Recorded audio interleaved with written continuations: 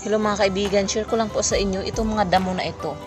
Ito po ay tinatawag na sampalukan.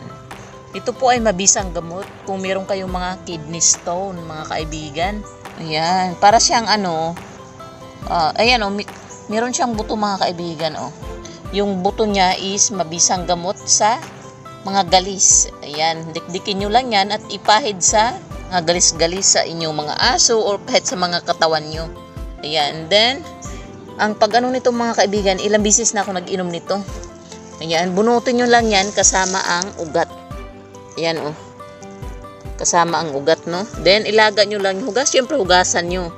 Ayan, ilaga nyo lang yan mga kaibigan ng mga 10 minutes. Ayan, wag pa sobrahan para hindi mawala ang bisa.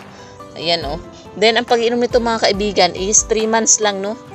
At kung buntis kayo, bawal pong uminom nito. Baka kayo po ay malaglagan or makunan. Ayan Yan, para po siyang tawag, Japanese ang Yan.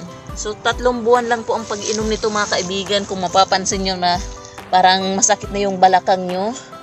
Ayan, papunta po yan sa kidney stone at mga UTI.